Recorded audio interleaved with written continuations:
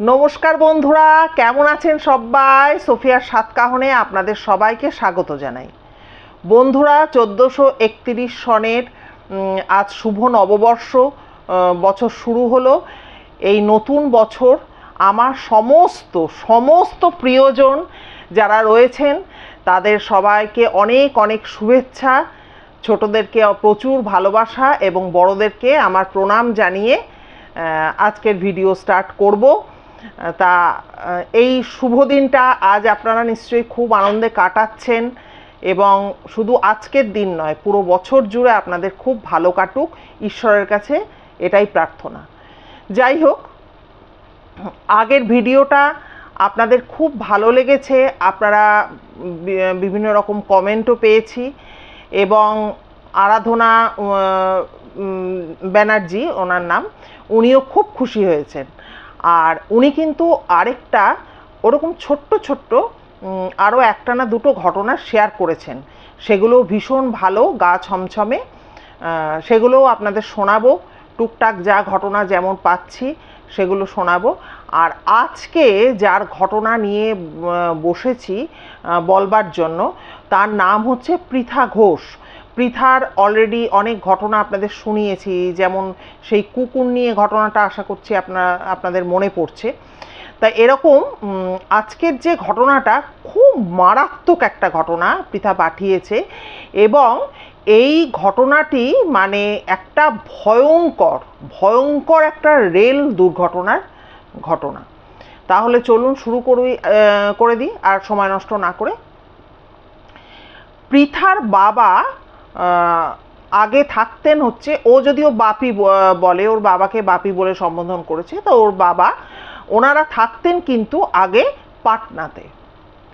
তা পাটনায় থাকতেন, পাটনায় বেশ বড় অবধি ভদ্রলোক কাটিয়েছেন এবং তারপরে কিন্তু তার কলকাতা আসা। তাই কলকাতা আসার পর পাটনার, বুঝতেই পাচ্ছেন, একটা শহর, তার একটা পরিবেশ, সব কিছু তো মানুষ তো যেখানে থাকে সেখানটাকেই মানিয়ে নেয়, ভালোবেসে ফেলে। সেরকম ওনারও সেই ব্যাপারটা ছিল, সেই ফিলিংসটা ছিল। বিশেষ করে পাটনায় পৃথার বাবারা যে বাড়িটায় থাকতেন তার পাশেই একটি বাড়ি ছিল। সেই বাড়ির যে ছেলে পৃথার বাবার মানে প্রায় ধরতে গেলে বন্ধুর মতো ছিল, তার কথা কিন্তু, বা ওই পরিবারটির কথা কিন্তু এনাদের সবসময় মনে পড়তো। এবং মানে যখনই পাটনার কথা উঠতো, ভদ্রলোক খুব নস্টালজিক হয়ে যেতেন। বিশেষ করে ওই ছেলেটির কথা, যেহেতু বন্ধুস্থানীয় হয়ে গেছিল, তার কথা খুব মনে পড়তো। তো যাই হোক, সালটা হচ্ছে ওই 91 বা 90 এরকম সময়টা। তা পৃথার বাবা চাকরি করতেন হচ্ছে খৈতানে। তা খৈতানে চাকরি করতেন, অফিস যেতেন আসতেন।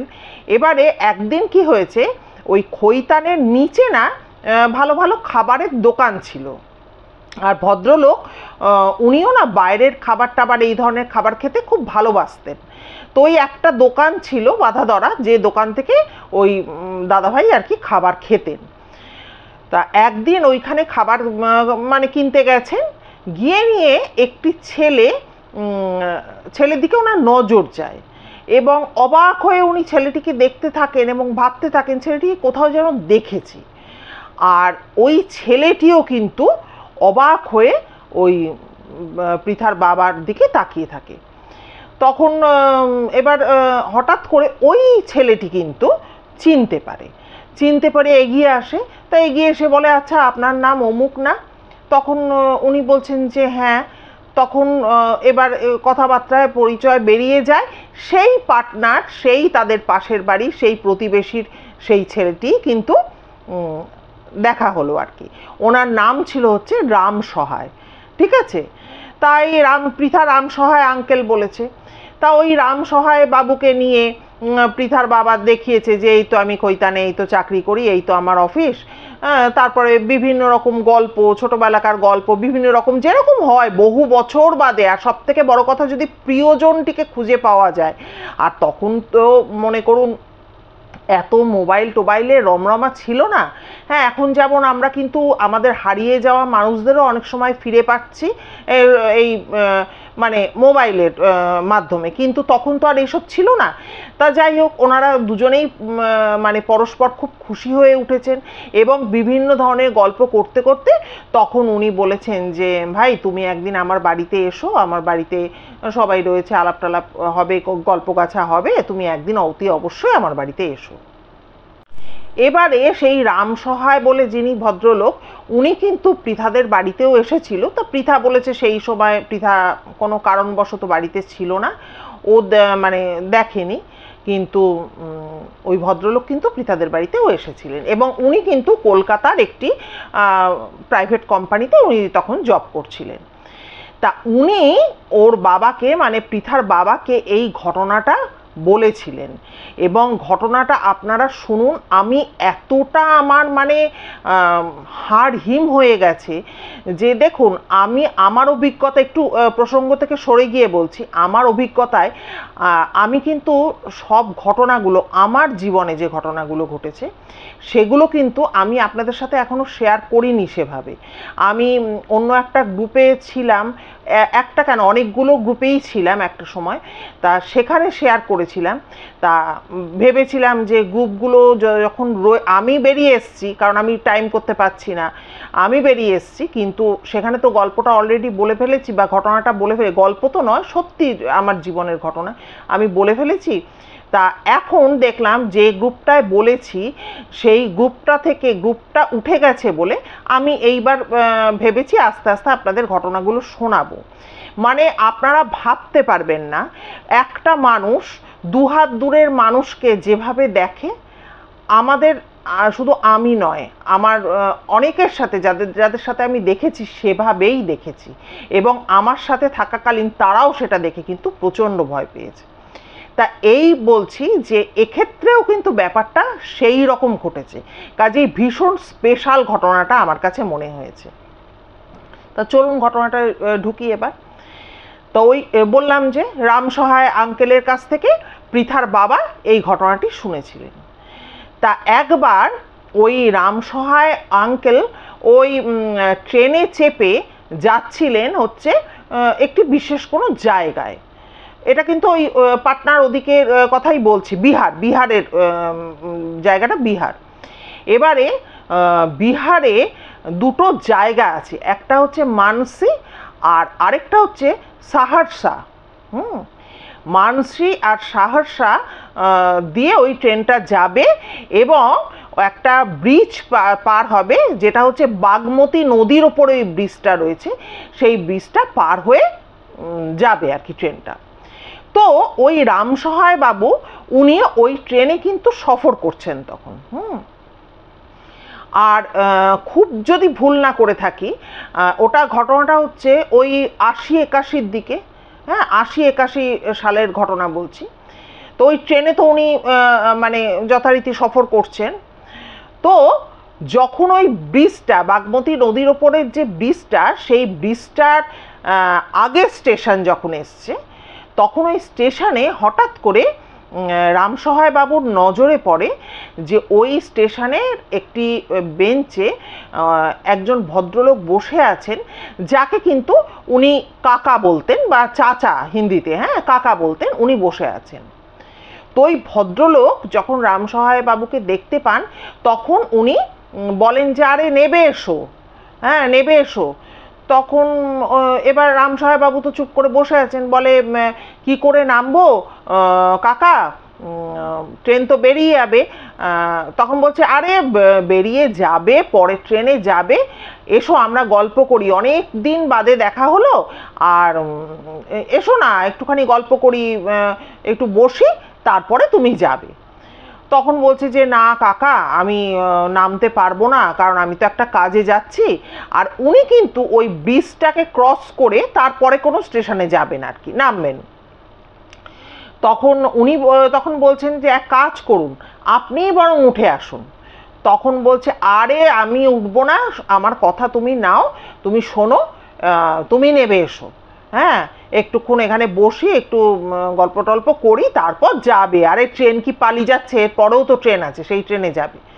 তো রামসহায় বাবু বলছে যে না, পরের ট্রেনটায় গেলে অনেক দেরি হয়ে যাবে, বলে ও কিচ্ছু দেরি হবে না, তুমি নেমে এসো। তো মানে কনভিন্স করেই প্রায় বলতে পারেন ওনাকে কিন্তু উনি নামতে বাধ্য করেছেন এই কাকা।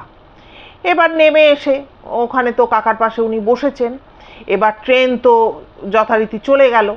তখন বলছে, কাকা দেখলেন তো, হ্যাঁ আপনি বললেন বলে আমি নামলাম আর ট্রেনটা তো চলে গেল।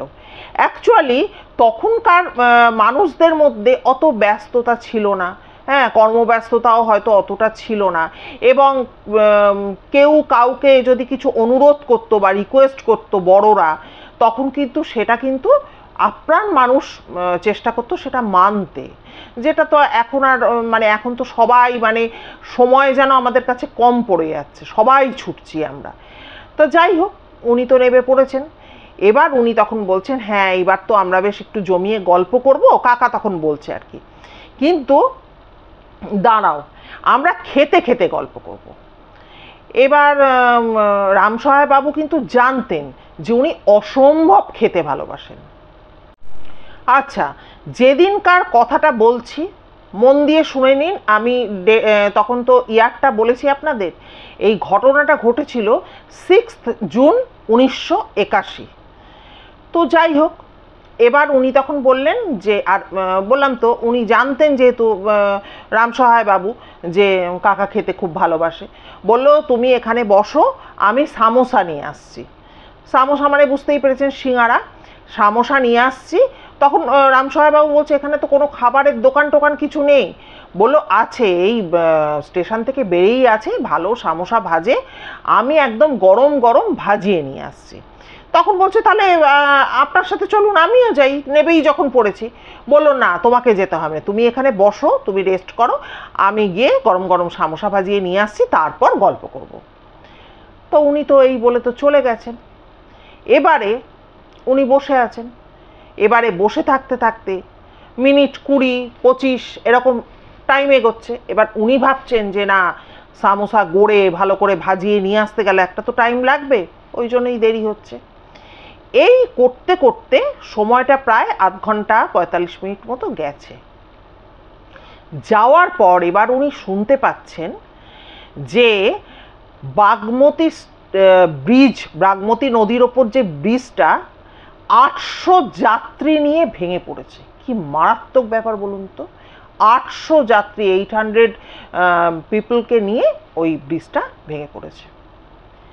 এবং শোনা যাচ্ছে, মানে তখন তো মানে লোকমুখে খবর মানে প্রচার হচ্ছে আর কি, উনি শুনতে পাচ্ছেন এই 800 যাত্রী নিয়ে যে বগির পর বগি ওই বাগমতী নদীতে পড়ে গেছে, লোকজন মারা গেছে, এদের মধ্যে ম্যাক্সিমাম লোক ভেসে গেছে, কেউ ডুবে মারা গেছে, এই রকম হয়েছে। এবার তো উনি ভাবছেন যে আমি যদি কাকা না থাকতো, কাকা না ডাকতো আমাকে, নিচে টেনে না নামাতো, তাহলে তো আমিও ওইখানেই কোনো বগিতে থাকতাম, আমিও মরে যেতে পারতাম। হ্যাঁ, কে বলতে পারে মৃতদের দলে আমারও নামটা লেখা হয়ে যেতে পারত। এবার এই অবস্থা, আগে স্টেশনে উনি বসে আছেন আর মানে ট্রেন রওনা হয়ে ব্রিজের ওপর উঠতেই হুড়মুড়িয়ে ব্রিজ ভেঙে ট্রেন নদীতে পড়ে গেছে। ভাবুন কীরকম একটা মানুষের ফিলিংসটা তৈরি হয়। এইবারে উনি তো মানে বিশাল তো ওনার মানে চিন্তা, একটা মানে উত্তেজনা শরীরের মধ্যে তৈরি হয়ে গেছে যে ভাগ্যিস কাকা আমাকে রক্ষা করলো, কাকা আমাকে টেনে নামিয়ে নিল, না হলে কি হতো। এবার তো উনি তো মানে অ্যাংজাইটি হচ্ছে। আর তখনকার দিনে এরকম চটপট করে ফোন, এখন কোথাও একটা কেউ বেরিয়েছে, বাড়ির লোক বেরিয়েছে, একটা খবর এলো যে একটা দুর্ঘটনা ঘটেছে, বাস দুর্ঘটনা, বা কলকাতা শহরে প্রচুর বড় বড় ব্রিজ ভেঙে পড়েছিল একটা সময়। তা একবার হয়েছিল কি, আমার হাজব্যান্ড ওরকম অফিস বেরিয়েছে, এবার ওনার ওই দিকেই ডিউটি পড়তো, যেতে হতো মাঝে মধ্যে। হ্যাঁ, তখন কিন্তু ওই ব্রিজটি, পোস্তার ব্রিজটা ভেঙে গেছে। এবারে তখন কিন্তু আমি একটা স্কুলে ছিলাম, সেখানে আমার আত্মীয় স্বজন, বোন টোন সবাই ফোন করে হাউমাউ করে কাঁদছে যে আমার বোনের, আমার হাজব্যান্ডকে দাদামণি বলে, দাদামণি তো ওই রুটে যাতায়াত করতো, তুই আগে খোঁজ নে দাদামণি কোথায় আছে। এবার একটা স্কুলের মধ্যে আমার তো মানে মনে হচ্ছে কোমরের থেকে পাটা পুরো অসাড় হয়ে গেছে। যাই হোক, আমি তবুও ফোন করলাম যে কোথায় আছো, বললো না আজ আমি ওদিকে যাইনি। তা এইরকমই তো ব্যাপারটা ঘটে না, মানে ফোন করে জেনে নিলাম, সবাইকে জানিয়ে দিলাম, নিশ্চিন্ত। কিন্তু তখনকার দিনে ফোনের সুবিধা ছিল না। তখন ওনার মনে পড়েছে যে ওনার যেখানে বাড়ি, হ্যাঁ, সেখানে তার পাশের বাড়িতে একটা ইয়ে আছে, আপনার একজনের ল্যান্ডলাইন ফোন আছে। তা সেই নাম্বারটা ওই রামসহায় বাবু উনি জানতেন। উনি তখন কি করেছেন, ওইখানে ফোন করেছেন। তা ফোন করে বলছেন, এদিকে তো কাকার দেরি দেখে উনি ওখানে ফোন করেছেন। করে এবার যে ধরেছে সে বলছে, হ্যাঁ রে তুই কোথায় রে, এদিকে তোর বাড়িতে তো বিকট কান্নাকাটি সবাই শুরু করে দিয়েছে, বাবা তুই ভালো আছিস, তুই কেমন আছিস? তখন বলছে, হ্যাঁ আমি বরাত জোরে কোনোভাবে বেঁচে গেছি, তোমরা চিন্তা করো না, আমি ঠিক আছি। তখন বলছে, দাঁড়া দাঁড়া দাঁড়া, ফোন ছাড়িস না, আমি তোর মাকে ডেকে দিচ্ছি। এবার তো মাকে ডাকতে মা তো ঝাঁপিয়ে পড়ে এসে হাউমাউ করে কান্নার, খোকা তুই কেমন আছিস, যেটা স্বাভাবিক হয়, হ্যাঁ, কান্নাকাটি করছে। তখন বলছে, মা আমার কিচ্ছু হয়নি, আমি এরকম একটা স্টেশনে নেমে পড়েছিলাম, তাই জন্য আমি বেঁচে গেছি। ওই স্টেশনটার নাম পৃথা আমাকে কিন্তু জানাতে পারেনি, হয়তো জানে না বা ভুলে গেছে, কিছু একটা ব্যাপার। তখন বলছে যে আমার কিচ্ছু হয়নি মা, বলে নিয়ে এবার এই আঙ্কেলের নামটা ও করেছে রামসহায়বাবু, যে মা জানো আজকে কি বরাত জোরে বেঁচে গেছি, অমুক চাচা ও তো স্টেশনে বসেছিল জাস্ট আগের স্টেশনটায়, তা আমাকে দেখতে পেয়ে বলল তুমি এসো, অনেক দিন তোমার সাথে দেখা হয় না, এসো গল্প করব, হ্যাঁ তুমি নেমে পড়ো। তা আমি তো নামছিলাম না, যাই হোক আমি তো, কাকা এমন করাতে নামলো, আর এখন তো কাকা গেছে সামোসা কিনতে, বললো তুমি বসো আমি সামোসা কিনে নিয়ে এসে আমরা খাবো। এবারে তার মা শুনে বলছে, সে কি কথা, উনি তো মারা গেছেন। তখন বলছে, কি বলছো মারা গেছে? পাশে বসলাম, সে উঠে সামোসা আনতে গেল, বলল স্টেশনের বাইরেই দোকান, গরম ভাজিয়ে আনছে বলে হয়তো দেরি হচ্ছে। মারা গেছে মানে কি বলছো? কারণ ওই যে কাকা, সে কিন্তু রামসহায় বাবুদের বাড়িটা থেকে খুব দূরে থাকতেন না, হয়তো এক পাড়ায় থাকতেন না, কিছুটা দূরে থাকতেন, কিন্তু দেখবেন কারো জন্মাবার খবর, কোনো সুখবর এবং দুঃখের খবর, এটা কিন্তু বাতাসে উড়ে বেড়ায়। হ্যাঁ, অনেক দূরের পাড়ায় কেউ মারা গেছে যে হয়তো আপনার পরিচিত, ঠিক দেখবেন আপনার কানে এসে খবরটা কিন্তু পৌঁছে গেছে। তখন বলছে যে না না, তোমরা ভুল শুনেছো, হয়তো হয়তো আশেপাশে ওনার কেউ মারা গেছে, তুমি বলে দিচ্ছ কাকা মারা গেছে। বলছে, আরে বাবা তুই শোন আমার কথা, তোর বাবা গিয়ে ওনাকে দেখে এসছে যে উনি মারা গেছেন। তখন তো মানে কি বলবে, মানে ভেবে পাচ্ছে না, বল মানে সেই উনি মানে নিজের চোখকে নিজের কানকে কোনোটাকেই বিশ্বাস করতে পারছেন না, এরকম একটা অবস্থা। এক তো সামনে একটা ম্যাসিভ এত বড় দুর্ঘটনা ঘটে গেছে, তার মধ্যে এই রকম একটা ব্যাপার, মা এরকম কথা বলছে। তখন বলছে ঠিক আছে ফোন রাখো, এখন তো ট্রেনে তো এত বড় দুর্ঘটনা ঘটেছে, এখন তো ট্রেন চলাচল বন্ধ হয়ে যাবে, আমি বাসে ফাসে কোনোভাবে বাড়ি ফিরছি। এবারে তখন বলেছে যে ঠিক আছে, মাকে বলেছে ফোন রাখো। এবার ফোন রেখেও যেহেতু বললাম, এইখানেই দেখুন, আমি যে বলি না যে চাক্ষুষ এমনভাবে দেখা, যেটা আমি দেখেছিলাম একবার নয় বারবার, যেন মনে হচ্ছে কেউ আগে রাস্তায় কেউ হাঁটছে, আমি পেছনে যাচ্ছি বা তার সাথে আমি কথা বলছি, এরকমও হয়েছে। তো উনিও কিন্তু এরকম দেখেছেন যে মানে এরপরে উনি না মার ফোনটা রেখে উনি কিন্তু ওখানে অপেক্ষা করছেন, উনি মানতে পারছেন না, একদম মানতে পারছেন না। আরও প্রায় 20-25 মিনিট অপেক্ষা করছেন, করে এবার উনি ভাবছেন যে মা বলল বাবা গিয়ে দেখে এসছে, হ্যাঁ এতটা কি মা ভুল বললো, তাহলে আসছে না কেন কাকা? যাই হোক, এবার বাড়িও ফিরতে হবে, দেরি হয়ে যাচ্ছে, আর ট্রেন তো চলাচল বন্ধ, বাসেই ফিরতে হবে। উনি স্টেশন থেকে বেরিয়ে বাস স্ট্যান্ডে যান। হ্যাঁ, বাস স্ট্যান্ডে যেতে গিয়ে দেখেন যে ঠিক কাকা ঠিকই বলেছে, একদম সারি সারি বেশ কয়েকটা সামোসা ভাজার দোকান, ওখানে সামোসা ভাজা টাজা চলছে এবং লোকজন দাঁড়িয়ে আছে, কিন্তু যথারীতি সেখানে কিন্তু কোথাও কাকা নেই। এবার তো উনি তো বাড়ি ফিরে আসেন, বাড়ি ফিরে এসে তারপর তো উনি সত্যি খোঁজ নেন যে সত্যি কাকা যে টাইমে কাকা মারা গেছেন, এই জায়গাটা শুনুন, সেই টাইমে কিন্তু উনি ট্রেনে, বুঝতে পারছেন, যে টাইমে কাকার প্রাণটা বেরিয়েছে সেই টাইমে কিন্তু উনি ট্রেনে যাচ্ছেন। হ্যাঁ, তারপরেই কিন্তু উনি দেখতে পান যে কাকা ওই স্টেশনে গিয়ে বসে আছেন। তা উনি পৃথার বাবাকে যে ঘটনাটা, মানে এই ঘটনাটা জানিয়েছেন, শেয়ার করেছেন এবং বারবার বলেছেন যে কি বলবো দাদা, আমি যতদিন বেঁচে থাকবো এই ঘটনাটা কোনো দিনও ভুলবো না, যে সেদিন ওই কাকা এসে কিন্তু আমার প্রাণটা বাঁচিয়ে দিয়ে গেছিল। না হলে মৃতদের যে তালিকা বেরোতো সেই তালিকাভুক্ত আমার নামটাও হতো। আমার ঘটনাটা এত ভালো লেগেছে যে আপনাদের সাথে শেয়ার করলাম, যে দেখুন কত কি আমাদের এই পৃথিবীতে হয়, আমরা কতটুকু তার খবর রাখি। আর এই যে পৃথা আমায় বলেছে যে পৃথার বাবাও তো তারপরে এক্সপায়ার করে গেছেন, খুব অল্প বয়সে ওর বাবা চলে গেছেন। রামসহায় বাবুর সাথেও আর কোনো যোগাযোগ নেই। পৃথা জানিয়েছে, আমি জানি না দিদি আদৌ তিনি বেঁচে আছেন কি না, কিন্তু উনি এই ঘটনাটা শেয়ার করেছিলেন বলে আজকে এত ভালো একটা ঘটনা আপনাদের সামনে তুলে ধরতে পারলাম। অবশ্যই জানাবেন যে ঘটনাটি কেমন লাগলো।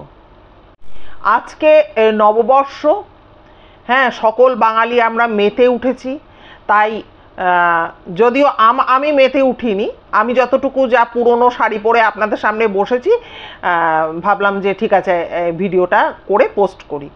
আমাদের কিছু মেতে ওঠাউঠি এবছরের জন্য নেই, কিন্তু আপনারা তো সবাই আজ আনন্দে মেতে রয়েছেন, কারো বাড়ি গেছেন বা কোথাও ঘুরতে গেছেন, হ্যাঁ, বা নিদেন পক্ষে বাড়ি থাকলেও ভালো মন্দ তৈরি করে কিছু খেয়েছেন, আনন্দ করেছেন।